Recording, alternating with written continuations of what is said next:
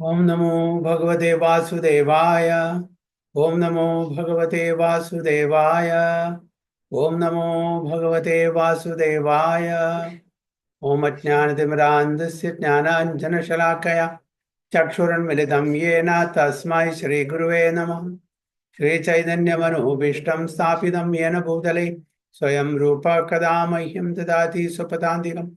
वन्देऽहं श्रीगुरुं श्रीयुतपथकमलं श्रीगुरुं वैष्णवांश्च श्रीरूपं साग्रजातं सगणरघुनाथान्वितं तं सजीवं साद्वैतं सावधूतं परिजनसहितं कृष्णचैतन्यदेवं श्रीराधाकृष्णपादान् सगणललिता श्रीविशाखान्वितंश्च ये कृष्णा करुणा सिन्धु दीनबन्धो जगत्पते गोपेश गोपिका कान्द राधा कान्द नमोस्तुते तप्त काञ्चन गौरांगी राधे वृंदावनेश्वरी शबानुसुदे देवी प्रणमामि हरिप्रिये वाञ्छाकल्पतरुभ्यश्च कृपा सिन्धुभ्येव च पतितानां पावनेभ्यो वैष्णवेभ्यो नमो नमः।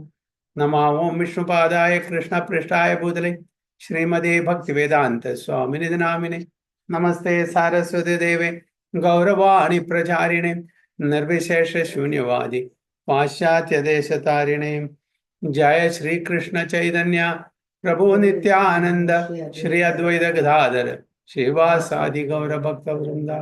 हरे कृष्णा कृष्ण कृष्णा हरे हरे हरे राम राम राम हरे हरे। गुरुवे गौरचंद्राय राधिकाय तदालये कृष्णाय कृष्ण भक्ताय तद्भक्ताय नमः। हरे कृष्णा हरि ओम तत्सत्। നമ്മളിന്ന് ഭഗവത്ഗീത ആസ് ഇറ്റ് ഈസ് അധ്യായം 4 17ാമത്തെ ശ്ലോകം മുതൽ കാണാം. ഹരേ കൃഷ്ണ വിനോദിനി മാതാജി.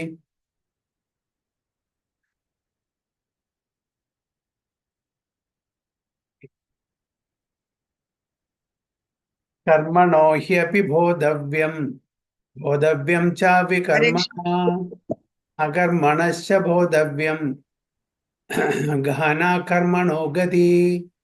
കർമ്മണോ ഹ്യപി ബോധവ്യം ബോധവ്യം ച വികർമ്മണ അകർമ്മണശ്ച ബോധവ്യം ഗഹന കർമ്മണോ ഗതി. എല്ലാവരും ഒരു തവണ വായിച്ചോളൂ. ശ്രീദേവി മാതാജി वाइकटे प्रभु। വായിച്ചോളൂ. हरे कृष्णा। ओम नमो भगवते वासुदेवाय। श्लोक 17। कर्मणो ह्यपि बोद्धव्यं बोद्धव्यं च विकर्मणः अकर्मणश्च बोद्धव्यं गहना कर्मणो गतिः। ഹരേ കൃഷ്ണ. വിവർത്തനം.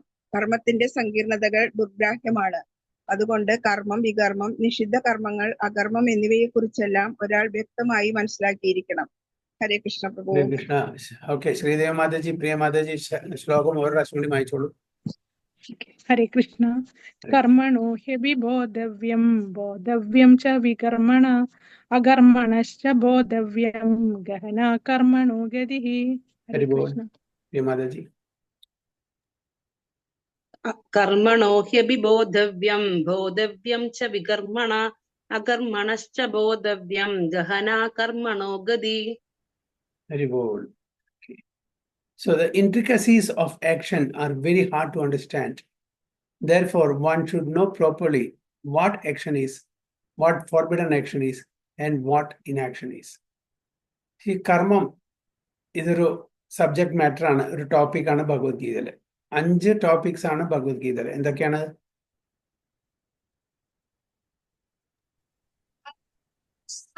കാലം,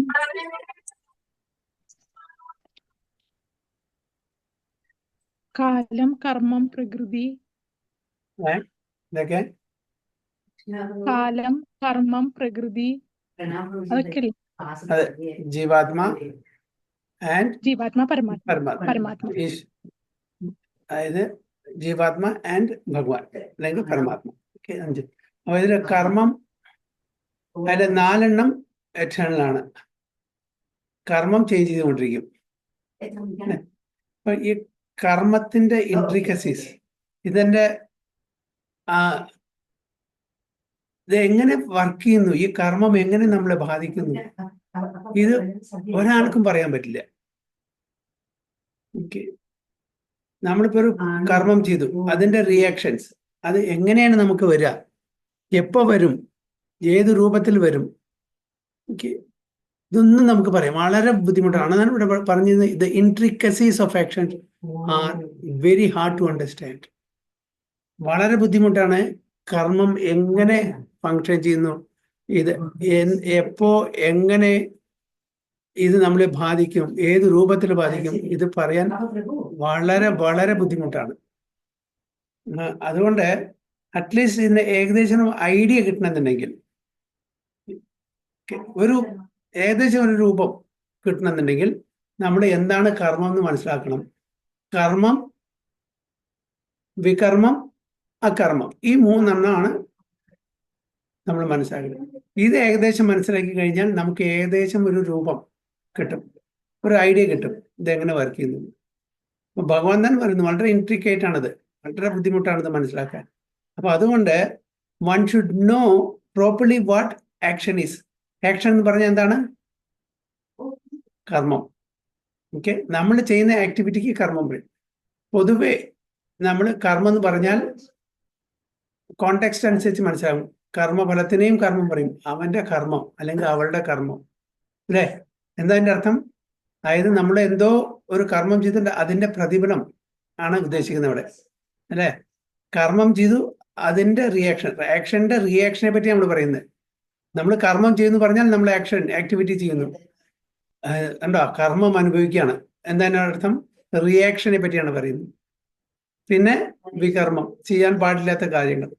അപ്പൊ നമ്മൾ ഇതിന്റെ ഏകദേശം ഒരു ഐഡിയ കിട്ടണമെന്നുണ്ടെങ്കിൽ നമുക്ക് എന്താണ് കർമ്മം എന്ന് മനസ്സിലാക്കണം, എന്താണ് വികർമ്മം എന്നത് മനസ്സിലാക്കണം. വികർമ്മം എന്ന് പറഞ്ഞാൽ ചെയ്യാൻ പാടില്ലാത്ത കാര്യങ്ങൾ എന്താണെന്ന് മനസ്സിലാക്കണം. പിന്നെ എന്താണ് അകർമ്മം, എന്തു ചെയ്താലാണ് നമുക്ക് അതിന്റെ റിയാക്ഷൻ കിട്ടാതിരിക്കുക, അതാണ് അകർമ്മം. അപ്പൊ ഈ മൂന്ന് കർമ്മം എന്ന് പറഞ്ഞാൽ പൊതുവെ ഈ മൂന്നെണ്ണാണ്.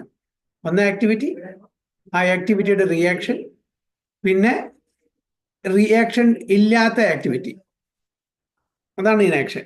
ഇനാക്ഷൻ എന്ന് പറഞ്ഞാൽ നമ്മൾ ചെയ്യാതിരിക്കുകയല്ല. പല ആൾക്കാരും തെറ്റിദ്ധരിക്കും, action in inaction, inaction in action. പിന്നെ ഇതിൽ തന്നെ വരുന്നുണ്ട്, ഭഗവാൻ പറയുന്നുണ്ട് action in inaction, inaction in action. അപ്പോൾ ഇനാക്ഷൻ എന്ന് പറഞ്ഞാൽ നമ്മൾ ചെയ്യാതിരിക്കലല്ല, നമ്മൾ ചെയ്യും പക്ഷേ അതിന് റിയാക്ഷൻ ഇല്ലാത്ത ഒരവസ്ഥ. അപ്പൊ ഈ മൂന്ന് കാര്യങ്ങൾ നമ്മൾ മനസ്സിലാക്കിയാൽ ഏകദേശം കർമ്മത്തിന്റെ ഐഡിയ കിട്ടും. പക്ഷെ അത് ഇൻട്രിക്കേറ്റ് ആണ്, അത് എങ്ങനെ നമ്മളെ ബാധിക്കും, എങ്ങനെ ഇൻഫ്ലുവൻസ് ചെയ്യും, ഇതൊന്നും നമുക്ക് വളരെ ഡീറ്റെയിൽ ആയിട്ട് നമുക്ക് മനസ്സിലാവില്ല. ഏകദേശം ഒരു രൂപം കിട്ടും. അതാണ് ഭഗവാൻ പറയുന്നത്, the intricacies of action are very hard to understand. Therefore, one should know properly what action is, what forbidden action is, and what inaction is. If one is serious about liberation from material bondage, one has to understand the distinctions between action, inaction, and unauthorized action. അപ്പോൾ നമ്മൾ ഈ ഭൗതിക ലോകത്ത് നിന്ന് നമുക്ക് മുക്തി കിട്ടണമെന്നുണ്ടെങ്കിൽ നമ്മളെ മനുഷ്യജീവന്റെ ലക്ഷ്യം എന്താണ്? ഈ ഭൗതിക ലോകത്ത് നമുക്ക് മുക്തി കിട്ടും. നമ്മൾ ഈ ദുഃഖാലയത്തിലാണ് ജീവിക്കുന്നത്. ഭഗവാൻ പറയുന്നുണ്ട് ദുഃഖാലയം അശാശ്വതം. ഇതെന്ന് എങ്ങനെ നമുക്ക് കരകയറണം, അതിനുള്ള വഴിയാണ് പറഞ്ഞു തരുന്നത്. One has to understand the distinctions between. ഇത് ഇവിടുന്ന് കരകയറുന്നുണ്ടെങ്കിൽ, സംസാര സാഗരത്തിൽ നിന്ന് കരകയറുന്നുണ്ടെങ്കിൽ നമുക്ക് ഇതിന്റെ വ്യത്യാസങ്ങൾ മനസ്സിലാക്കണം. ആക്ഷൻ കർമ്മം, ഇനാക്ഷൻ അകർമ്മം, and unauthorized actions. Unauthorized action പറഞ്ഞാൽ എന്താണ്? ചെയ്യാൻ പാടില്ലാത്തത്. One has to apply oneself to such an analysis of action, reaction, and perverted actions because it is very difficult subject matter. വളരെ ബുദ്ധിമുട്ടാണ്, വളരെ ബുദ്ധിമുട്ടാണ്. അപ്പൊ ഞാൻ പറഞ്ഞ നമ്മളെല്ലാം ഒരു പെർട്ടിക്കുലർ പരിതസ്ഥിതിയിലാണ്, നമ്മളെല്ലാം വ്യത്യസ്തമായിട്ടുള്ള സിറ്റുവേഷനിലാണ് ജീവിക്കുന്നത്. ഓരോരുത്തർക്കും നല്ല സമയമുണ്ട്, ചീത്ത സമയമുണ്ട്. ചിലർക്ക് നല്ലതാ തോന്നുന്നത് ചീത്തയാണ്, ചിലർക്ക് ചീത്ത തോന്നുന്നത് നല്ലതാണ്, അല്ലെ? ചിലർ ഫിനാൻഷ്യലി വളരെ നല്ലതാണ്, വളരെ ഹൈ പൊസിഷനിലാണ്. ചില ആൾക്കാർ ഫിനാൻഷ്യലി വളരെ പുവറാണ്. ചില ആൾക്കാർക്ക് എല്ലാം ശാന്തിയും സമാധാനം ഒക്കെ ഉണ്ട്, പക്ഷെ ഫിനാൻഷ്യലി പുവറാണ്.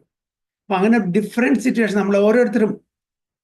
അപ്പൊ എന്തുകൊണ്ടാണ് നമ്മൾ ഓരോരുത്തരും ഇങ്ങനെ വ്യത്യസ്തമായിട്ടുള്ള സിറ്റുവേഷനിൽ വന്ന് ജനിച്ചത് എന്ന് നമുക്ക് പറയാൻ പറ്റുമോ? പറ്റില്ല. ഏത് ജന്മത്തിൽ എന്ത് കർമ്മം ചെയ്തു അതുകൊണ്ടാണ് നമ്മൾ ഇങ്ങനെ ഒരു സിറ്റുവേഷൻ വന്നു പെട്ടെന്ന് നമുക്ക് അറിയാൻ പറ്റില്ല. ഈ ജന്മത്തിൽ തന്നെ നമ്മൾ എന്ത് പാപം ചെയ്തിട്ടാണ് നമ്മൾ ചില സമയത്ത് ബുദ്ധിമുട്ടുകൾ അനുഭവിക്കുന്നുണ്ട്. എന്ത് ചെയ്യും നമുക്കറിയില്ല, നമുക്ക് ഓർമ്മയില്ല. ഞാൻ അറിഞ്ഞുകൊണ്ട് ഞാനൊന്നും ചെയ്തിട്ടില്ല, പിന്നെ എന്തിനാണ് ഞാൻ ഇതെല്ലാം അനുഭവിക്കുന്നത്? നമ്മളോട് ചോദിക്കും ചിലപ്പോൾ, എന്ത് പാപം ചെയ്തിട്ടാണ് ഞാൻ ഇങ്ങനത്തെ ഒരു പരിസ്ഥിതിയിൽ, ഇങ്ങനത്തെ ഒരു സിറ്റുവേഷനിൽ എന്നെ ഭഗവാൻ കൊണ്ടെത്തിച്ചത്? അപ്പൊ നമുക്ക് അതിന് ഉത്തരം കിട്ടുക ഈ ജന്മത്തിലായിരിക്കില്ല, ഏതെങ്കിലും ഒരു ജന്മത്തിൽ എന്തെങ്കിലും വികർമ്മം ചെയ്തിട്ടുണ്ടായിരിക്കും. അതിന്റെ ഫലം അത് നമുക്ക് തേടി പോകാൻ പറ്റുമോ? ഏത് ജന്മത്തിൽ എന്താണ് ചെയ്തത്? അതുകൊണ്ടാണ് ഇത് വെരി ഇൻട്രിക്കേറ്റ് ആണെന്ന് പറയുന്നത് ഭഗവാൻ. നമുക്ക് അറിയില്ല. അപ്പോൾ to understand Krishna consciousness and action according to its modes, one has to learn one's relationship with the Supreme. That is, one who has learned perfectly, knows that every living entity is an eternal servant of the Lord, and that consequently one has to act in Krishna consciousness. അപ്പോൾ ഇതിന്ന് രക്ഷപ്പെടാൻ ഒറ്റ വഴിയുള്ളൂ. അതാണ് ഭഗവാൻ പറയുന്നത്. ഭഗവാന്റെ അടുത്തേക്ക് പോകണം, ഭൗതിക ലോകത്ത് നിന്ന് ആധ്യാത്മിക ലോകത്തിലേക്ക് പോകാൻ ഒരേ ഒരു വഴിയുള്ളൂ. അത് മനസ്സിലാക്കി തരാണ് ഭഗവാൻ ഭഗവത്ഗീതയിലൂടെ. എന്താണ് പറയുന്നത്? Every one who has learned it perfectly knows that every living entity is an eternal servitor of Lord. ഇത് ആദ്യം മനസ്സിലാക്കുക. നമ്മളെല്ലാം ഭഗവാന്റെ സേവകന്മാരാണ്, നമ്മൾ ഇൻഡിപെൻഡന്റ് അല്ല. And that consequently one has to act in Krishna consciousness. അതുകൊണ്ട് നമ്മൾ കൃഷ്ണാവബോധത്തിൽ കാര്യങ്ങൾ ചെയ്യണം. അതായത് ഭഗവാൻ കൃഷ്ണന്റെ പ്രീതിക്ക് വേണ്ടി ചെയ്യണം. നമ്മൾ ചെയ്യുന്നത് ഇപ്പം എല്ലാം നമ്മളുടെ ഇന്ദ്രിയ തൃപ്തിക്ക് വേണ്ടിയിട്ടാണ്, അല്ലേ? ആരെങ്കിലും ഭഗവാന്റെ തൃപ്തിക്ക് വേണ്ടിയിട്ട്, ഭഗവാന്റെ പ്രീതിക്ക് വേണ്ടി ചെയ്യുന്നുണ്ടോ? ഇല്ല. ഇപ്പൊ നമുക്ക് മനസ്സിലാക്കിയിട്ടുണ്ട് ചെയ്യേണ്ടത് അതാണെന്ന് മനസ്സിലാക്കിയിട്ടുണ്ട്. പക്ഷെ നമ്മൾ ഇതേവരെ അത് പ്രാക്ടീസ് ചെയ്യാൻ തുടങ്ങിയിട്ടില്ല. ഇപ്പോഴും നമ്മൾ നമ്മളുടെ ഇന്ദ്രിയ തൃപ്തിക്ക് വേണ്ടിയിട്ടാണ് ചെയ്യുന്നത്. എനിക്ക് എന്താണ് നല്ലത്, എനിക്ക് എന്താണ് ശാന്തി സമാധാനവും സുഖം തരുന്നത്, അത് ചെയ്യാനാണ് നമ്മൾ ആഗ്രഹിക്കുന്നത്. ഭഗവാൻ എന്താണ് ഇഷ്ടം, ഭഗവാൻ എന്താണ് പറയുന്നത്, അത് ചെയ്യാൻ നമ്മൾ ഇതേവരെ തയ്യാറായിട്ടില്ല, അല്ലെ? കുറച്ച് കാര്യങ്ങൾ ചെയ്യുന്നുണ്ട്, ഇല്ലാന്ന് പറയുന്നില്ല, പക്ഷെ മുഴുവനും ഇതായിട്ടില്ല. ചില കാര്യങ്ങളൊക്കെ ഭഗവാൻ പറയുന്നുണ്ട്, നാമം ജപിക്കാൻ വേണ്ടി പറയുന്നുണ്ട്, ഭഗവത്ഗീത ഭാഗവതം പാരായണം ചെയ്യാൻ വേണ്ടി പറയുന്നുണ്ട്, അങ്ങനെ ചില കാര്യങ്ങൾ. പക്ഷെ എങ്കിലും ഇതെല്ലാം ചെയ്യുമ്പോഴും നമ്മളുടെ ഉള്ളിലുള്ള ആഗ്രഹം എന്താണ്? ഭൗതിക ഇച്ഛകൾ തന്നെയാണ്. അത് വേണം, ഇവിടുന്ന് വിട്ടു പോകണം, ഭഗവത്ധാമിലേക്ക് പോകണം. പക്ഷെ അതേ സമയത്ത് ഇത് വിട്ടുപോകാൻ, ഇത് വിടാൻ നമ്മൾ തയ്യാറല്ല. നമ്മുടെ കംഫർട്ട് ലെവലില്ലേ, എനിക്ക് നല്ലൊരു വീട് വേണം, നല്ലൊരു കാറ് വേണം, നല്ല മക്കൾ വേണം, നല്ല ഫാമിലി വേണം, ഫിനാൻഷ്യൽ പൊസിഷൻ, ഇത് ആഗ്രഹിക്കാത്ത ആൾക്കാരുണ്ടാവില്ല. ഇത് വിടാൻ ആരും തയ്യാറല്ല. ഭഗവാന്റെ ധാമിലും പോകണം, ഇതും മുറുക്കി പിടിക്കണം. നമ്മുടെ മലയാളത്തിലൊരു ചൊല്ലുണ്ടല്ലോ, അച്ഛൻ്റെ കൂടെ പോവും വേണം, അമ്മയുടെ ഒക്കെ തിരിക്കും വേണം. അതേപോലെ നമ്മുടെ സ്ഥിതി അറിയാം, കാരണം തിയറി അറിയാം. ഓക്കെ, ഇതാണ് നമ്മൾ ഇതിനെ മുറുക്കി പിടിച്ചിരുന്നാൽ നമുക്ക് ഭഗവത്ധാമിൽ പോകാൻ പറ്റില്ല. പക്ഷെ നമ്മൾ ഇത് വിടാനല്ലേ, നമ്മൾ വിട്ടാലേ നമുക്ക് പോകാൻ പറ്റൂ. ഒരാള് ഒരു മരത്തിനെ മുറുക്കി പിടിച്ചിരിക്കുകയാണ്, എന്നിട്ട് കരയുക, അയ്യോ എന്നെ മരം വിടുന്നില്ലേ. ആരാ മരമല്ല, നമ്മളാണ് മുറുക്കി പിടിച്ചിരിക്കുന്നത്. നമ്മൾ കൈ വിട്ടാൽ നമ്മൾ ഫ്രീ ആയി, മരം നമ്മൾ പിടിച്ച് കെട്ടിയിട്ടില്ല. അതേപോലെ നമ്മുടെ അവസ്ഥ ഇവിടെ ഭൗതിക ലോകത്തില് നമ്മൾ ഈ ഭൗതിക സുഖഭോഗങ്ങളുടെ പിന്നാലെ പോവാണ്, അതിനെ മുറുക്കി പിടിക്കുകയാണ്, അതിനെ വിടാൻ തയ്യാറല്ല. അതിനെ വിടാൻ തയ്യാറായാലേ നമുക്ക് ഭഗവാന്റെ അടുത്ത് പോകാൻ പറ്റും. അപ്പോൾ ഇത് നമ്മൾ മനസ്സിലാക്കേണ്ടത്, നമ്മൾ എറ്റേണൽ സെർവൻ്റ് ആണ്. ആൻഡ് അതുകൊണ്ട് നമ്മൾ ഭഗവാനെ പ്രീതിപ്പെടുത്തുക, അതാണ് നമ്മുടെ ദൗത്യം. അപ്പൊ തിയറിറ്റിക്കലി നമ്മളതെല്ലാം അഗ്രി ചെയ്യുന്നു, സമ്മതിക്കുന്നു. പക്ഷെ എങ്കിലും നമ്മളിത് പ്രാക്ടിക്കലി അപ്ലൈ ചെയ്യാൻ ബുദ്ധിമുട്ടുന്നു. So the entire Bhagavad Gita is directed toward this conclusion. So Bhagavad Gita ഏത് ശ്ലോകം എടുത്താലും ഡയറക്ട്ലി ഓർ ഇൻഡയറക്ട്ലി ഈ കൺക്ലൂഷനിൽ ചെന്നെത്തിക്കുക. ഭഗവാനെ പ്രീതിപ്പെടുത്തണം, ഭഗവാനെ സേവിക്കണം, നമ്മുടെ ഇന്ദ്രിയങ്ങളെ അതിനു വേണ്ടി ഉപയോഗിക്കണം. നമ്മളുടെ ആ ഇന്ദ്രിയ ഭോഗത്തിനല്ല ഉപയോഗിക്കേണ്ടത്. വീണ്ടും വീണ്ടും ഡയറക്ട്ലി ഓർ ഇൻഡയറക്ട്ലി എല്ലാ ശ്ലോകങ്ങളും അതിലേക്കാണ് നമ്മളെ ചെന്നെത്തിക്കുന്നത്. Any other conclusions against this consciousness and its attendant actions are vikarmas or prohibited. അപ്പോൾ ഇതല്ലാത്ത ഏതൊരു പ്രവൃത്തിയും നമ്മൾ എന്തായിട്ട് കാണണം? അത് പ്രൊഹിബിറ്റഡ് ആണ്, ചെയ്യാൻ പാടില്ലാത്തതാണ്. അതുകൊണ്ടാണ് നമുക്ക് വീണ്ടും വീണ്ടും ഈ ഭൗതിക ലോകത്ത് പുനരപ്പി ജനനം പുനരപ്പി മരണം, ഈ ജനന മരണ ചക്രത്തിൽ കൂടെ കടന്നു പോകേണ്ടി വരുന്നത്. ഇത് അനുസരിക്കാത്തത് കൊണ്ടാണ്. To understand all this one has to associate with authorities in Krishna consciousness and learn the secret from them. ഇത് മനസ്സിലാക്കണമെന്നുണ്ടെങ്കിൽ നമ്മൾ ഇത് ബോണഫൈഡ് സോഴ്സിൽ നിന്ന്, അതോറിറ്റീസിൽ നിന്ന്, ഓത്തന്റിക് സോഴ്സിൽ നിന്ന് നമ്മൾ കേൾക്കണം. അപ്പോഴാണ് ഇതിൻ്റെ ഈ ഗുഹ്യമായിട്ടുള്ള രഹസ്യമായിട്ടുള്ള കാര്യങ്ങൾ നമുക്ക് മനസ്സിലാക്കാൻ പറ്റുള്ളൂ. This is as good as learning from the lord directly. അപ്പോൾ ഓത്തറൈസ്ഡ് റെപ്രസെൻറ്റേറ്റീവ്സ് എന്ന് കേൾക്കുന്നത് നമ്മൾ ഭഗവാനിന്ന് ഡയറക്റ്റ് കേൾക്കുന്നത് തുല്യമാണ് എന്ന് പറയുന്നു. Otherwise even the most intelligent persons will be bewildered. അപ്പോൾ ഭഗവാൻ ഉള്ള സമയത്താണ് അർജുനൻ ഉണ്ടായിരുന്നത് അല്ലേ? അപ്പോൾ അർജുനന് ഭാഗ്യമുണ്ടായി ഭഗവാനിന്ന് ഡയറക്റ്റ്ലി കേൾക്കാൻ വേണ്ടിയിട്ട്. പക്ഷെ നമുക്കും ഭാഗ്യമുണ്ട്, ഭഗവാന്റെ ബോണഫൈഡ് റെപ്രസെൻറ്റേറ്റീവ്സ് എന്ന് കേൾക്കാനുള്ള ഭാഗ്യം നമുക്കും വന്നിട്ടുണ്ട്, എല്ലാവർക്കും ഇല്ല. ഈ ഭൂലോകത്ത് 7-8 ബില്യൺ ആൾക്കാരാണുള്ളത്. എത്ര ആൾക്കാർക്ക് ഇത് മനസ്സിലാക്കാനുള്ള ഒരു അവസരം കിട്ടിയിട്ടുണ്ട് അല്ലേ? വളരെ തുച്ഛമായിട്ടുള്ള നമ്പറേ കാണുള്ളൂ, വളരെ കുറവ് പേർക്കുള്ളൂ ഈ തത്വങ്ങളോ അല്ലെങ്കിൽ ഈ സിദ്ധാന്തം ഫിലോസഫി മനസ്സിലാക്കിയിട്ടില്ല, അല്ലെങ്കിൽ മനസ്സിലാക്കാൻ അവസരം കിട്ടിയിട്ടുള്ള ആൾക്കാരെ വളരെ വളരെ വിരളമാണ്. പെർസെൻറ്റേജ് വൈസ് ഒരു 7 ബില്യൺ 8 ബില്യൺ പോപ്പുലേഷൻ ഉണ്ട് ഈ ഭൂമിയിൽ വെച്ചാൽ, അതിൽ വളരെ തുച്ഛമായിട്ടുള്ളൊരു പെർസെൻറ്റേജ് മാത്രമേ ഈ സിദ്ധാന്തം മനസ്സിലാക്കിയിട്ടുള്ളൂ. ഭഗവത്ഗീത ഭഗവാൻ അർജുന് പറഞ്ഞു കൊടുത്തു, അത് പരമ്പരാഗതമായിട്ട് നമുക്ക് കിട്ടി. ഈ തത്വം നമുക്ക് മനസ്സിലായി അല്ലേ? ഇത് നമ്മളുടെ സുഹൃതി കൊണ്ടാണ്, നമ്മളുടെ ഭാഗ്യം കൊണ്ടാണ്. എല്ലാവർക്കും ഈ ഭാഗ്യം കിട്ടിയിട്ടില്ല. എല്ലാവരും ഭഗവത്ഗീത വായിച്ചിട്ടുണ്ടാവും, പല ആൾക്കാരും വായിച്ചിട്ടുണ്ടാവും, പക്ഷേ ഇതിൻ്റെ തത്വം ശരിക്കും ഉൾക്കൊള്ളാൻ പറ്റിയിട്ടില്ല. ഒരു ഉപരിതലത്തിൽ അവർ നീന്തി കളിക്കുകയാണ്, അതിൻ്റെ ഡെപ്തിലേക്ക് പോകാൻ അവർക്ക് പറ്റിയിട്ടില്ല. അതിൻ്റെ ആഴത്തിൽ പോയാലാണ് നമുക്ക് മുത്തും പവിഴങ്ങളും കിട്ടുള്ളൂ. ഉപരിതലത്തിൽ നമ്മൾ നീന്തി കളിച്ചാൽ നമുക്ക് എന്താ? മത്സ്യങ്ങൾ കിട്ടും, അത്രേ കിട്ടുള്ളൂ. പക്ഷെ അതിൻ്റെ ഡെപ്തിൽ പോകണമെന്നുണ്ടെങ്കിൽ നമുക്ക് ഗുരു കൃപ വേണം, സാധുക്കളുടെ കൃപ വേണം.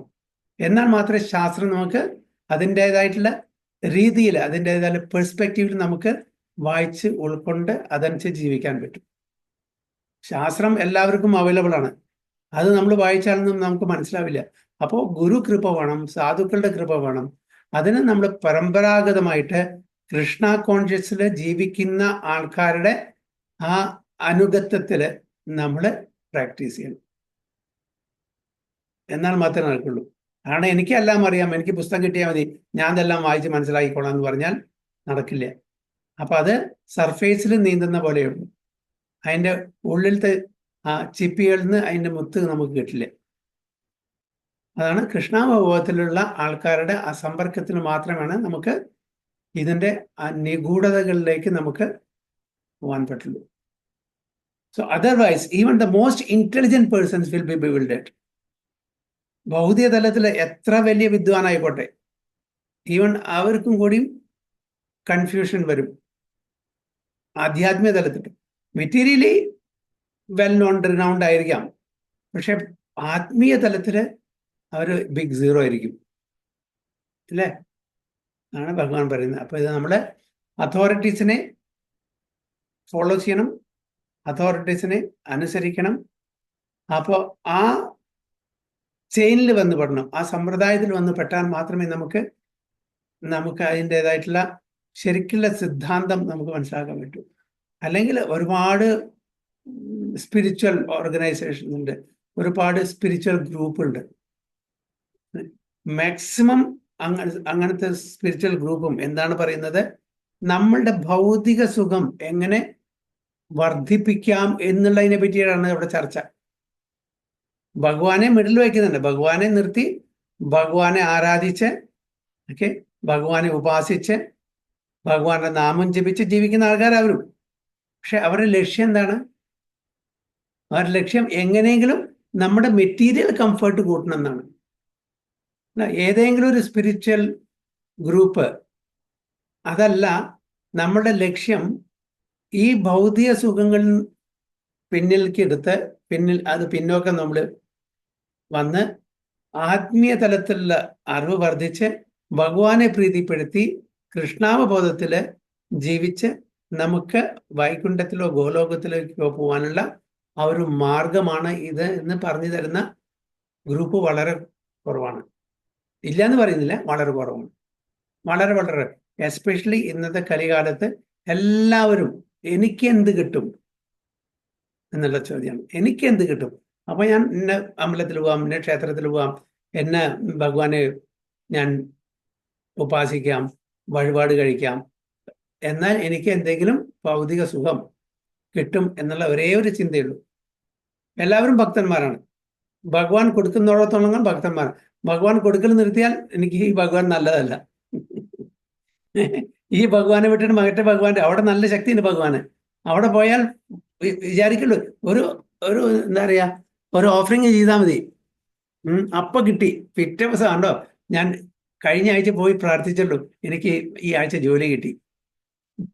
ഉടനെ കിട്ടി ജോലി.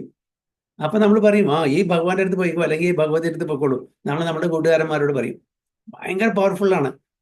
ചോദിച്ചാൽ അപ്പ തരും. ഇതാണ് ഭക്തി എന്നാണ് തെറ്റിദ്ധരിച്ചിരിക്കുന്നത് നമ്മളെല്ലാവരും. അപ്പൊ ഇത് വളരെ ക്ലാരിറ്റിയോടുകൂടി ഭഗവാൻ പറയുന്നുണ്ട് ഭഗവത്ഗീതയിൽ. പക്ഷെ അതൊന്നും നമ്മൾ എടുക്കുന്നില്ല. നമുക്ക് എന്താണ് ഫേവറബിൾ അത് മാത്രം ഉൾക്കൊള്ളും. ബാക്കിയൊക്കെ ഭഗവത്ഗീത ഇൻ എ നട്ട്ഷെൽ, ചുരുക്കത്തില് ചില ആൾക്കാർ പറയും, നമ്മൾ വരുമ്പോൾ ഒന്നും കൊണ്ടുവന്നിട്ടില്ല, നമ്മൾ പോകുമ്പോൾ ഒന്നും കൊണ്ടുപോകുന്നില്ല. എന്തിനാണ് അതിനെ പറ്റി അറിയണത്? ഇതൊന്നും ഭഗവത്ഗീതയിൽ എഴുതിയിട്ടില്ല. അത് എവിടുന്ന് കിട്ടി നമുക്കറിയില്ല. വലിയ വചനം. നമ്മൾ വരുമ്പോൾ എന്താണ് കൊണ്ടുവന്നത്, നമ്മൾ പോകുമ്പോൾ എന്താണ് കൊണ്ടുവന്നത്. യെസ്, അത് കാര്യം ശരിയാണ്, കാര്യം തെറ്റൊന്നുമില്ല ഇതില്. പക്ഷെ ഇത് ഭഗവത്ഗീതയിൽ എവിടെ ഭഗവാൻ ഇങ്ങനെ പറഞ്ഞിരിക്കുന്നു? ഇതാണ് ഭഗവത്ഗീത വായിച്ച് മനസ്സിലാക്കിയിട്ട് ആൾക്കാർ പറഞ്ഞ കാര്യത്തിന് തെറ്റൊന്നുമില്ല. പക്ഷെ ഭഗവത്ഗീതയിൽ ഇതൊന്നും പറഞ്ഞില്ല, ഇങ്ങനെയൊന്നും പറഞ്ഞില്ല ഭഗവാൻ. അപ്പൊ ഇതാണ് ഭഗവത്ഗീത വായിച്ചാലും അത് ശരിക്ക് അതിന്റെ തത്വം മനസ്സിലാക്കണമെന്നുണ്ടെങ്കിൽ നമ്മൾ ഭഗവാനിൽ നിന്നോ അല്ലെങ്കിൽ ഭഗവാന്റെ ബോണഫൈഡ് പ്യുവർ റെപ്രസെൻറ്റേറ്റീവ്സ് എന്ന് കേൾക്കണം. അപ്പൊ മാത്രമേ നമുക്ക് ശരിക്കുള്ള അതിന്റെ എസെൻസ്, അതിന്റെ പൊരുൾ, അതിന്റെ കൺക്ലൂഷൻ നമുക്ക് മനസ്സിലാക്കാൻ പറ്റും. ഹരേ കൃഷ്ണ. അപ്പോൾ ഇതാണ് ടെക്സ്റ്റ് 17. എന്തെങ്കിലും ചോദ്യം അല്ലെങ്കിൽ കമന്റ്സ്?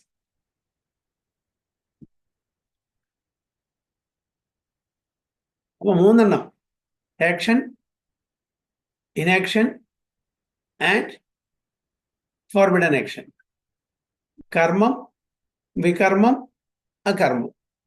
കർമ്മം പറഞ്ഞാൽ ആക്ടിവിറ്റി, ആക്ഷൻ. നമ്മൾ ചെയ്യുന്നതെല്ലാം കർമ്മം. സിൻഫുൾ ആക്ഷൻ, ഫോർബിഡൻ ആക്ഷൻ പറഞ്ഞാൽ ചെയ്യാൻ പാടില്ലാത്തത്. ആൻഡ് ഇനാക്ഷൻ എന്ന് പറഞ്ഞാൽ ചെയ്താലും അതിന് യാതൊരു റിയാക്ഷനും കിട്ടാത്തത്. അതായത് ഭഗവാനെ പ്രീതിപ്പെടുത്തുന്ന എല്ലാ കർമ്മങ്ങളും എന്താണ്? ഇനാക്ഷനാണ്. ഇതാണ് ഇതിൽ പറയുന്നത്. ഈ 3 ആക്ഷനെ പറ്റി, 3 കർമ്മത്തിനെ പറ്റിയാണ് പറയുന്നത്. ടെക്സ്റ്റ് 18. കർമ്മണ്യകർമ്മയ പശ്യേത് അകർമ്മണി ച കർമ്മയാം സ ബുദ്ധിമാൻ മനുഷ്യേഷു സയുക്താ കൃഷ്ണ കർമ്മകൃത്. കർമ്മണ്യകർമ്മയ പശ്യേത് അകർമ്മണി ച കർമ്മയാം സ ബുദ്ധിമാൻ മനുഷ്യേഷു സയുക്താ കൃഷ്ണ കർമ്മകൃത്. എല്ലാവരും ഒരു പ്രാവശ്യം വായിച്ചോളൂ. ഹരേ കൃഷ്ണ. ഭഗവതേ വാസുദേവായ. കർമ്മണ്യ കർമ്മയാ പശ്യേത കർമ്മണി ച കർമ്മയാഃ सा बुद्धिमान मनुष्येषु सा युक्ता कृष्णा कर्मकृत्. हरे कृष्ण प्रभु. हरे कृष्ण. कर्मण्य कर्म या पश्येद अकर्मणि च कर्म या स बुद्धिमान् मनुष्येषु स युक्ता कृदस्न कर्मकृत्. हरे कृष्ण. हरि बोल.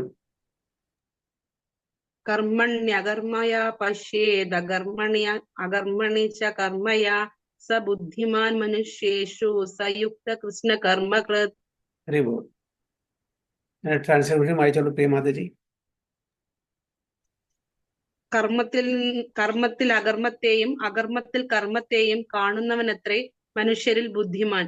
എല്ലാത്തരം കർമ്മങ്ങളിൽ ഏർപ്പെട്ടുകൊണ്ടിരുന്നാലും അതീന്ദ്രിയ സ്ഥിതിയിലാണ് അയാൾ. ഹരേ കൃഷ്ണ. ഹരി ബോൾ. ഇതൊരു കുറച്ചൊരു കൺഫ്യൂസിങ് ആയിട്ടുള്ള ഒരു ട്രാൻസ്ലേഷൻ ആണ്, മനസ്സിലാക്കാൻ കുറച്ച് ബുദ്ധിമുട്ടാണ്. നമുക്ക് തത്വം മനസ്സിലാക്കിയിട്ട് ഈസിയാണ്, പക്ഷെ അല്ലാത്തവർക്ക് ആകെ ഒരു കൺഫ്യൂഷൻ ആവും. One who sees inaction in action and action in action is intelligent among men, and he is in the transcendental position, although engaged in all sorts of activity. അപ്പൊ നമുക്ക് മനസ്സിലാക്കാം എങ്ങനെ ഏതൊരുവനാണോ ഇനാക്ഷൻ. എന്താണ് ഇനാക്ഷൻ? നമ്മൾ നേരത്തെ പറഞ്ഞു, reaction ഇല്ലാത്ത അവസ്ഥ. ഏതൊരു കർമ്മത്തിനാണോ ഒരു റിയാക്ഷൻ ഇല്ലാതെ വരുന്നത് അതാണ് ഇനാക്ഷൻ, അല്ലേ? അപ്പൊ നമ്മള് ഒരു പൊതുപേര് ചൊല്ലുണ്ട്, every action as an equivalent and opposite reaction, അല്ലേ? അപ്പോൾ ഏതൊരു ആക്ഷനും ഒരു റിയാക്ഷൻ ഉണ്ടാവും. പക്ഷെ ഇവിടെ എന്താ പറയണത്? ഇനാക്ഷൻ. ഒരു ആക്ടിവിറ്റിയിലെ അതിന് റിയാക്ഷൻ ഇല്ലാത്ത അവസ്ഥ, അതാണ് inaction. And action in inaction, നമ്മളൊന്നും ചെയ്യുന്നില്ല, പക്ഷെ അതിന് റിയാക്ഷൻ ഉണ്ട്. ഇത് മനസ്സിലാക്കുന്ന ഒരു വ്യക്തിയാണ് ഇന്റലിജന്റ്. ഓക്കെ, അപ്പൊ നമുക്ക് ഉദാഹരണം, ഇതാണ് കർമ്മത്തിന്റെ ചെറിയൊരു ഇത്. ഇനാക്ഷൻ ഉദാഹരണം പറയും. എന്താണ് ഒരു ഉദാഹരണം? വൺ ഹു സീസ് ഇനാക്ഷൻ ഒരു ഉദാഹരണം.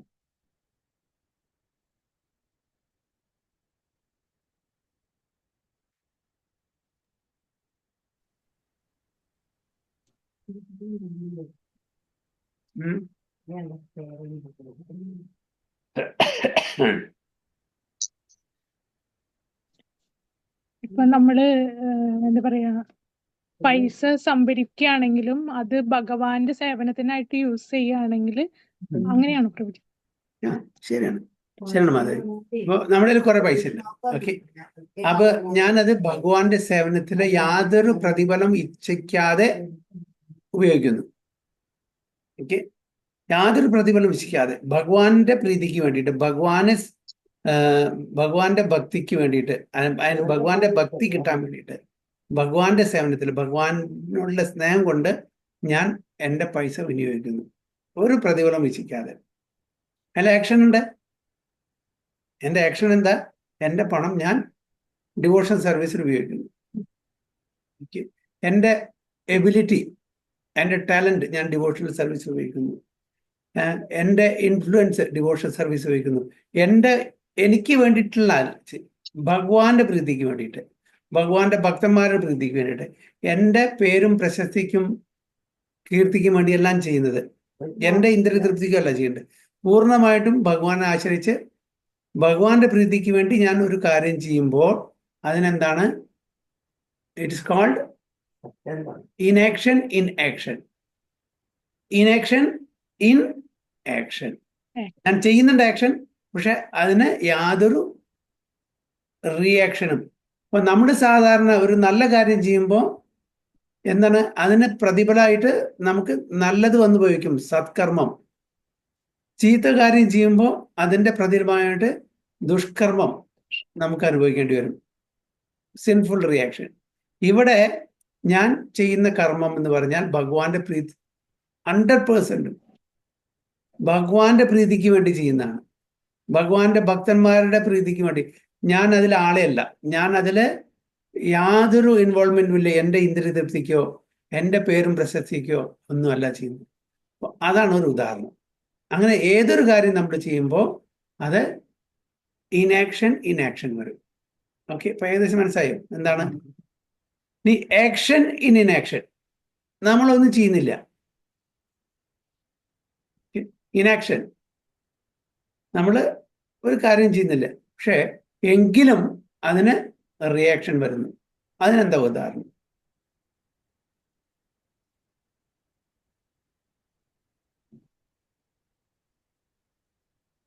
നമ്മൾ ചെയ്യുന്നില്ല, നമ്മൾ ഒരു കാര്യം ചെയ്യുന്നില്ല, പക്ഷെ അതിന് ആക്ഷൻ, അതിന് റിയാക്ഷൻ ഉണ്ട്. എന്താണ് ഉദാഹരണം?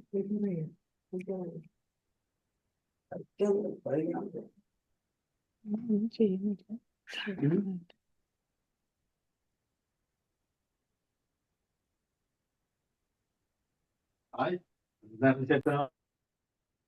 എന്താ?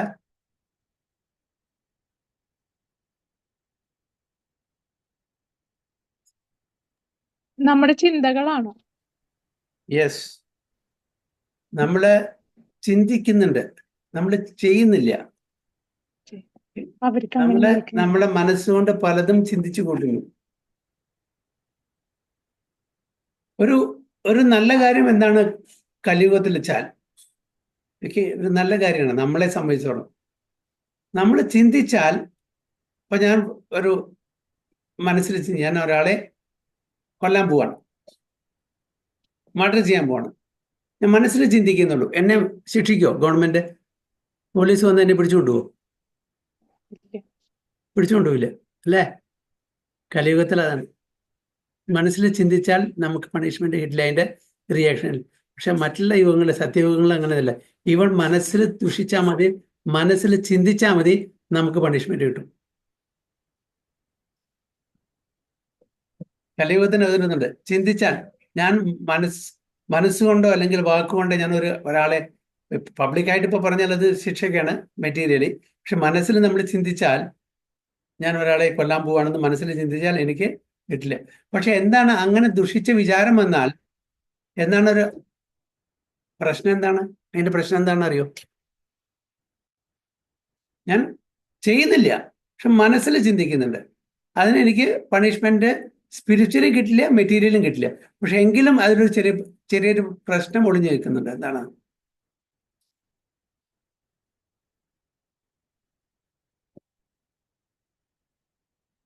പറയാൻ പറ്റുമോ?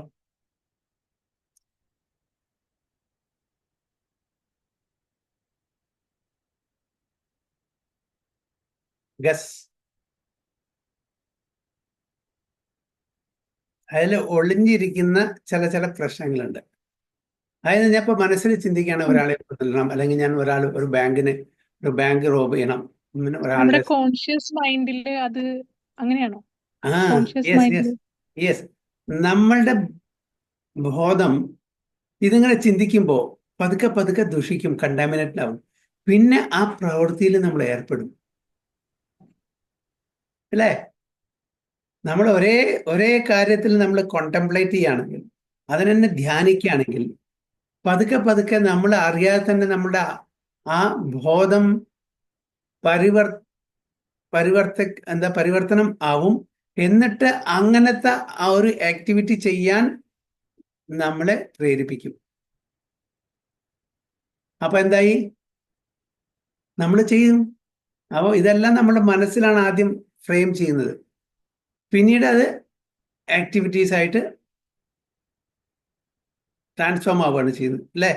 അപ്പൊ ഈവൻ നമുക്ക് പാപം കിട്ടിയാലും കിട്ടിയിട്ടില്ലെങ്കിലും മനസ്സിൽ ഓർക്കുന്ന ഒരു കാര്യത്തിന് പാപമില്ല. പക്ഷെ അത് നമ്മൾ അങ്ങനെ ഓർത്ത ഒരാളെ ഞാൻ എന്നത് ചെയ്യണം, അതിനെ ഇങ്ങനെ ധ്യാനിച്ചു കൊണ്ടിരിക്കുമ്പോൾ ഇന്നല്ലെങ്കിൽ നാളെ അത് ചെയ്യും. അതിനുള്ളൊരു ടെൻഡൻസി, ഒരു പ്രൊക്ലിവിറ്റി ഉണ്ടായിരിക്കും.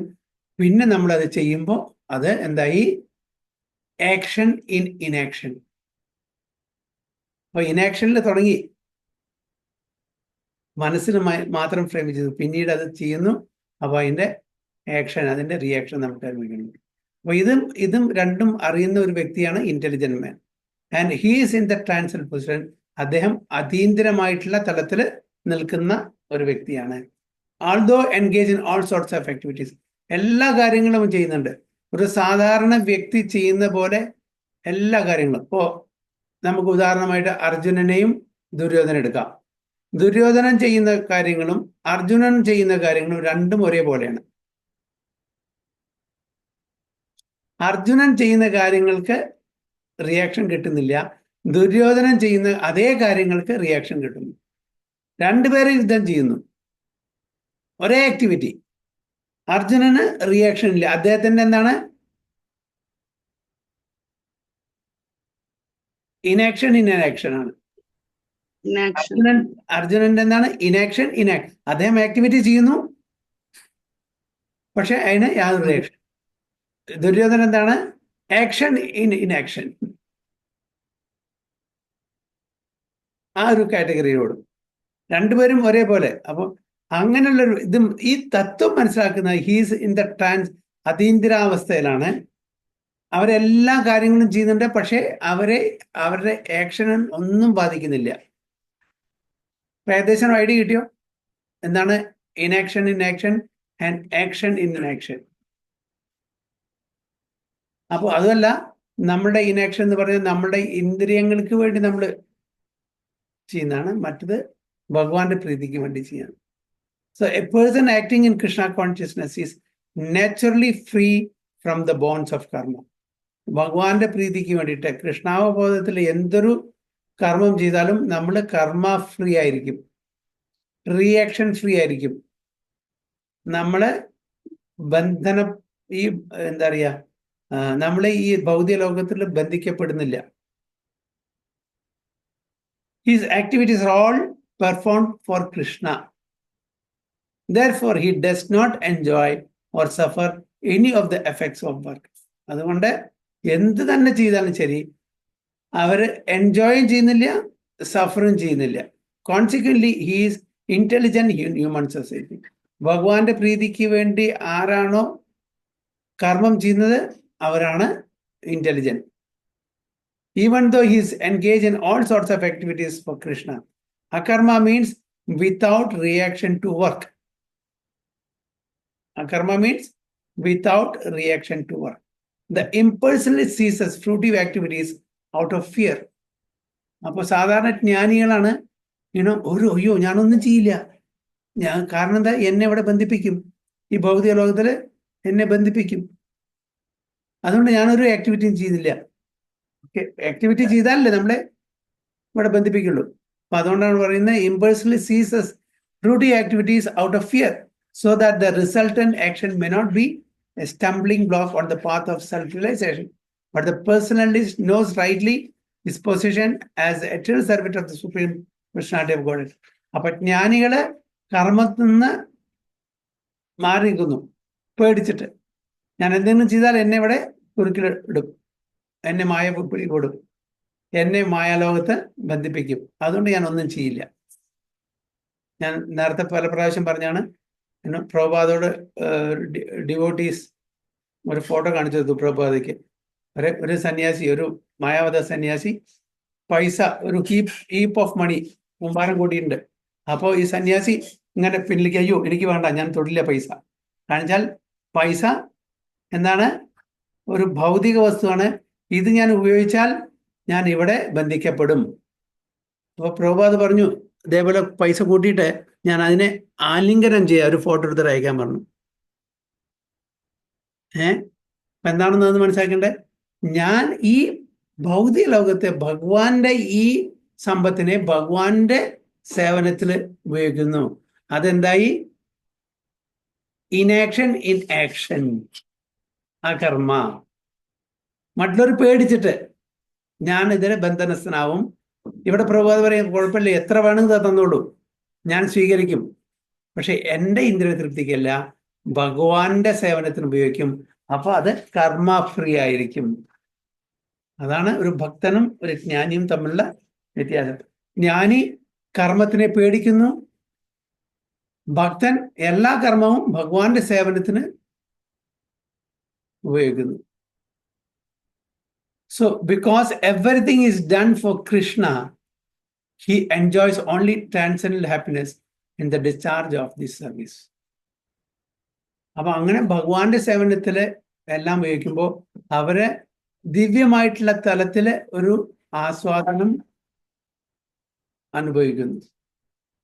മറ്റൊരു ഭഗവാന്റെ കാര്യങ്ങളിൽ ഇടപെടുന്നില്ല, ഭഗവാന്റെ പ്രീതിക്ക് വേണ്ടി ചെയ്യുന്നില്ല, അവരുടെ ഇന്ദ്രിയ തൃപ്തിക്ക് വേണ്ടി ചെയ്യുന്നു, അവര് ഈ ഭൗതിക സാഗരത്തില് ബന്ധിക്കപ്പെടും അല്ലേ? പക്ഷെ അവർക്ക് ഇന്ദ്രിയ സുഖം ഉണ്ടാവുള്ളൂ, ഭഗവാന്റെ പ്രീതി കിട്ടൂല. So those who are engaged in the process are known to be without desire for personal sense gratification.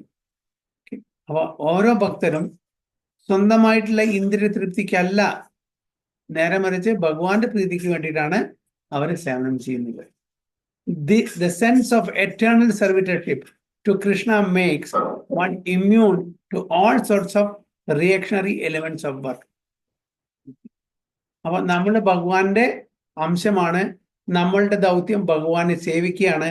ഇത് മനസ്സിലാക്കിയ ആൾക്കാർക്ക് ഈ ഇതെന്നെല്ലാം ഇമ്മ്യൂണിറ്റി കിട്ടും, റിയാക്ഷൻസ് നിന്ന്. അവർക്കൊരു റിയാക്ഷൻസും കിട്ടില്ല എന്നാണ് പറയുന്നത്.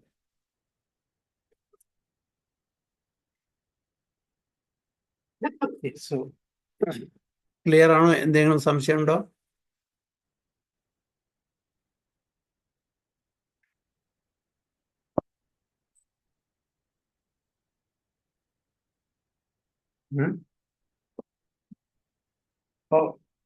കർമ്മ, അകർമ്മ, വികർമ്മ, ഇത് മൂന്നും ക്ലിയർ ആയോ?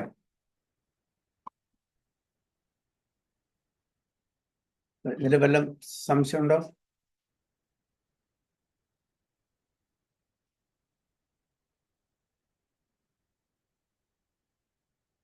വേറൊരു കാര്യം, കലിയുഗത്തില് നമ്മളെ സംബന്ധിച്ചിടത്തോളം ഒരു നല്ലൊരു കാര്യമാണ്, ഞാൻ പറഞ്ഞില്ലേ, നമ്മൾ മനസ്സിൽ എന്തെങ്കിലും ചീത്ത ചിന്തിച്ചാലും അതിന് നമുക്ക് റിയാക്ഷൻ കിട്ടില്ല. അതേസമയം തന്നെ നമ്മൾ മനസ്സിൽ എന്തെങ്കിലും നല്ലത് ചിന്തിച്ചാലും ചെയ്തിട്ടില്ലെങ്കിലും അതിന് നമുക്ക് ബെനിഫിറ്റ് കിട്ടും. എത്ര ദയാലുവാണല്ലേ ഭഗവാൻ! ചെയ്യുന്നില്ല മനസ്സില് ഞാൻ ഭഗവാന്റെ സേവനം ചെയ്യുന്നില്ല, ഞാൻ മനസ്സിൽ എനിക്ക് ഭഗവാനെ സേവിക്കാൻ ഭയങ്കര ഇഷ്ടമാണ്, മനസ്സിൽ ഞാൻ ഭഗവാനെ ആരാധിക്കുന്നു, ഭഗവാന് സ്വർണത്തിന്റെ മെത്ത കൊടുക്കുന്നു, സ്വർണത്തിന്റെ ഇത് ചെയ്യുന്നു, വളരെ ഓപ്പറൻസ് ആയിട്ടുള്ള ഗോർജിയസ് ആയിട്ടുള്ള ഡെക്കറേഷൻ ആൻഡ് ശൃംഗാരം ചെയ്യുന്നു, നല്ല ചപ്പൻ ഭോഗ് ഉണ്ടാക്കി കൊടുക്കുന്നു, ആരതി ചെയ്യുന്നു. ഇതെല്ലാം ഞാൻ മനസ്സില് ആണ് ചെയ്യുന്നത്, ഒരു ഫിസിക്കലി ഒരു നയ പൈസ ചെലവാക്കുന്നില്ല. ഇങ്ങനെ മനസ്സിൽ ഭഗവാനെ ഒരുപാട് ഗോർജിയസ് ആയിട്ട് നമ്മൾ സേവനം ചെയ്യാണ് മനസ്സിൽ. അതിന് നമുക്ക് ബെനിഫിറ്റ് കിട്ടും, സ്പിരിച്വൽ ബെനിഫിറ്റ് കിട്ടും. ചെയ്യണ്ട, ഒരു നയ പൈസ ചെലവാക്കണ്ട. ഞാൻ വലിയൊരു ടെമ്പിൾ, ഗോർജിയസ് ടെമ്പിൾ ഉണ്ടാക്കുകയാണ് മനസ്സിൽ, നയ പൈസ ചെലവാക്കുന്നില്ല. അതും കൂടി ആൾക്കാർ ചെയ്യുന്നില്ല. മെന്റൽ വർഷിപ്പ് അല്ലേ? അപ്പൊ അതിന് നമുക്കറിയാം, ഒരു ബ്രാഹ്മണന്റെ ഒരു സ്റ്റോറി ഉണ്ട്. ബ്രാഹ്മണൻ അതേപോലെ അദ്ദേഹത്തിന് കഴിവില്ല, പൈസയും കാര്യങ്ങളൊന്നുമില്ല, പക്ഷെ മാനസിക പൂജ ചെയ്യും എപ്പോഴും. മനസ്സുകൊണ്ട് ഭഗവാനെ നന്നായിട്ട് ശൃംഗാരം ചെയ്യും, നന്നായിട്ട് ഓപ്പുലന്റ് സെർവിങ്, നല്ല ചപ്പൻ ഭോഗ് എപ്പോഴും ഉണ്ടാക്കി കൊടുക്കും. ഭഗവാന് ഒരു ദിവസം എല്ലാ ഭോഗമൊക്കെ ഉണ്ടാക്കി, നല്ല പായസം ഉണ്ടാക്കി, ഒക്കെ മനസ്സിലാട്ടെ, എല്ലാം മെന്റൽ ഇതാണ്, മാനസിക പൂജയാണ്. നല്ല പായസം ഉണ്ടാക്കിയിട്ട് ഭഗവാൻ ഓഫർ ചെയ്യുമ്പോൾ, നല്ല ചൂടോടുകൂടി ഓഫർ ചെയ്യുമ്പോൾ ബുദ്ധിമുട്ടല്ലേ ഭഗവാന് കഴിക്കാൻ. അപ്പോൾ അത് പായസം നല്ല ചൂടുണ്ടോ അതോ തണുത്തോ നോക്കാൻ വേണ്ടിയിട്ട് വിരലിട്ട് നോക്കിയതാണ്. അത് മനസ്സിലാണ് ഇതൊക്കെ ചെയ്യുന്നത്. വിരലിട്ട് നോക്കി, വിരല് പൊള്ളിയപ്പോ ശരിക്കും അദ്ദേഹത്തിന്റെ വിരല് പൊള്ളി. നോക്കി വന്ന അദ്ദേഹത്തിന്റെ വിരല് കാണിച്ച അത്രയും ചൂടായിരുന്നു. എല്ലാം മാനസിക പൂജയെല്ലാം നടക്കുന്നത്. ആ ബ്രാഹ്മണന്റെ വിരല് പൊള്ളി എന്നാണ്. അപ്പൊ നമുക്ക് ഭഗവാനെ പ്രാർത്ഥിക്കാൻ, എൻ്റെ കയ്യിൽ പൈസ ഇല്ല, ഭഗവാനെ സേവ ചെയ്യാൻ പൈസ ഇല്ല, എനിക്ക് അതിനുള്ള സൗകര്യമില്ല എന്ന് പറയേണ്ട ഒരു ആവശ്യമില്ല. ആർക്കും ഒന്നുമില്ലാത്തവർക്കും ഭഗവാനെ സേവിക്കാം. അറ്റ്ലീസ്റ്റ് മാനസ പൂജ ചെയ്യാം. ഭഗവാൻ അത് അക്സെപ്റ്റ് ചെയ്യും. ഉള്ള ഒരാള് അങ്ങനെ ചെയ്താൽ ഭഗവാൻ അക്സെപ്റ്റ് ചെയ്യില്ല. നല്ലൊരു ധനികനാണ്. ഞാൻ എന്തായാലും പറഞ്ഞിട്ടുണ്ട് ഇതില് മാനസ പൂജ ചെയ്താൽ മതി. എന്തിനാ എന്റെ ബാങ്കിലത്തെ പൈസ ഒക്കെ ചെലവാക്കണേ? ഭഗവാന്റെ അല്ലേ ഇത്? ഭഗവാനെ എല്ലാം ഉണ്ടല്ലോ, എന്തിനാ ഞാൻ പൈസ ചെലവാക്കണേ? ഞാൻ മനസ്സുകൊണ്ട് പൂജിക്കാം. അതും ഒരു നല്ല കാര്യം തന്നെയാണ്. പക്ഷേ ഭഗവാൻ അറിയാം ഇദ്ദേഹത്തിന്റെ പിശുക്ക് കാരണമാണ് ഇത് ഇങ്ങനെ ചെയ്യുന്നത്. അതുകൊണ്ട് ഭഗവാൻ അതിനെ സ്വീകരിക്കാൻ വഴിയില്ല. അത് നല്ലൊരു കാര്യമാണെങ്കിലും കൂടിയിട്ട്, നേരെ മറിച്ച് ശരിക്കുള്ള ഒരു വ്യക്തി ആഗ്രഹമുണ്ട്, പക്ഷെ അദ്ദേഹത്തിന് അതിനുള്ള കഴിവും അദ്ദേഹത്തിനുള്ള സൗകര്യം ഇല്ലാത്തതുകൊണ്ട് അദ്ദേഹം മാനസ പൂജ ചെയ്താൽ ഭഗവാൻ അത് സ്വീകരിക്കും. അതുകൊണ്ടാണ് ഭഗവാൻ പറയുന്നത് പത്രം പുഷ്പം ഫലം തോയം യോമേ ഭക്തിയാ പ്രയച്ചതി അതാം ഭക്തിയ ഉപകൃതം അസ്നാമി പ്രയതാത്മന. ഇത് മതി, ഇത്ര മതി. എന്താണ് അദ്ദേഹം എന്താണ് ആഗ്രഹിച്ചാൽ വിത്ത് ലവ് ആൻഡ് ഡിവോഷൻ. നമ്മൾ കൊടുക്കുന്നത് എന്താണെന്നല്ല നോക്കുന്നത്, അതിന്റെ മെറ്റീരിയൽ വാല്യൂ അല്ല നോക്കുന്നത്.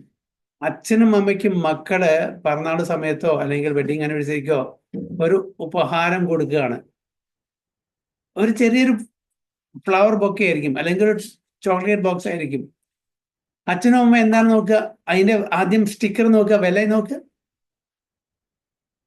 നമ്മളിപ്പോ ബർത്ത്ഡേ അല്ലെങ്കിൽ കല്യാണമൊക്കെ പോകുമ്പോൾ നമ്മൾ ഒരു ഗിഫ്റ്റ് കിട്ടിയ ആദ്യം നോക്കുക അതിന്റെ സ്റ്റിക്കറാണ്, എന്താണ് വില എന്നുള്ളത്. അതാണ് നമ്മുടെ മൂല്യം. പക്ഷേ നമുക്ക് വേണ്ടപ്പെട്ടവർക്ക് നമ്മൾ കൊടുക്കുമ്പോൾ, സ്നേഹത്തോട് കൊടുക്കുമ്പോൾ അതിന്റെ മൂല്യമല്ല നമ്മൾ നോക്കുക, നമ്മുടെ മെറ്റീരിയൽ വാല്യൂ നോക്കുക. എങ്ങനെ ആര് സന്തോഷത്തോടെ സ്നേഹത്തോട് കൊടുക്കുമ്പോൾ ഒരു ഫ്ലവർ ആയിക്കോട്ടെ അല്ലേ, അല്ലെങ്കിൽ ഒരു മിഠായി ആയിക്കോട്ടെ, ആ സ്നേഹത്തോട് കൂടി കൊടുക്കുമ്പോൾ അത് എത്രയോ വലിയ അമൂല്യമായിട്ടുള്ള രത്നത്തിന് കൂടിയും അതിനെ കമ്പയർ ചെയ്യാൻ പറ്റില്ല. അവിടെ എന്താണ്? Love and affection. അതാണ് ഭഗവാൻ ഇവിടെ നോക്കുന്നത്. 2 പ്രാവശ്യം ഭക്തിയാന്ന് പറയുന്നുണ്ട്. അപ്പൊ നിങ്ങൾ ഒന്നും വേണ്ട, എനിക്ക് നിങ്ങളുടെ ഒന്നും വേണ്ട. എന്നിൽ നിന്ന് മേടിച്ചിട്ടാണ് നിങ്ങളെല്ലാം എനിക്ക് തിരിച്ചു തരുന്നത്. അച്ഛന്റെ പേഴ്സിൽ നിന്ന് പൈസ എടുത്തിട്ടാണ് മക്കളെ ഗിഫ്റ്റ് മേടിച്ചിട്ട് അച്ഛന് കൊടുക്കുന്നത്. പക്ഷേ അവിടെ ആ മക്കളുടെ സ്നേഹമാണ് അവിടെ നോക്കുന്നത്. ഇവിടെ നമ്മളെല്ലാം ഭഗവാന്റെ മക്കളാണ്. ഭഗവാന്റെ ആ പൈസ എടുത്തിട്ടാണ് നമ്മൾ ഭഗവാന് തിരിച്ച് കൊടുക്കുന്നത്. അപ്പോ അതൊന്നും ഭഗവാന് യാതൊരുമില്ല. ഭഗവാൻ എന്താണ്? ലവ് ആൻഡ് അഫെക്ഷനും വേണ്ടത്.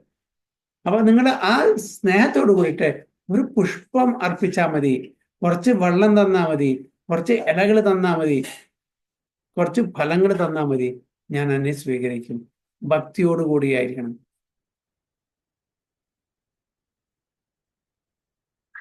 അതാണ് പറയുന്നത്. those who are engaged in this process are known to be without desire for personal sense gratification.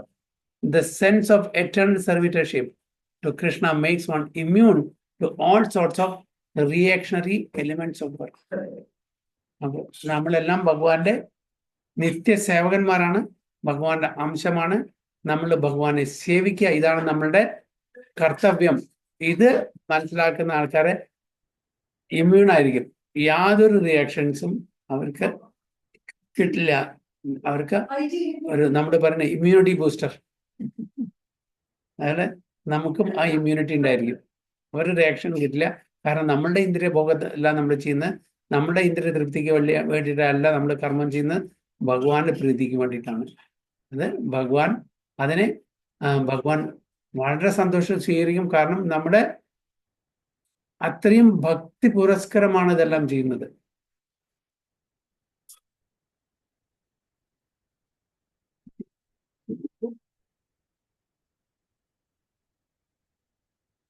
എന്തെങ്കിലും കമന്റ്സ് ഓർ ക്വസ്റ്റ്യൻസ്?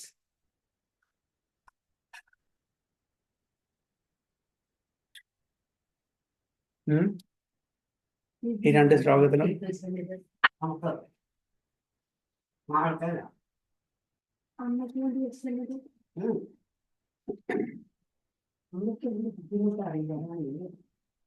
എന്തെങ്കിലും ഉണ്ടോ?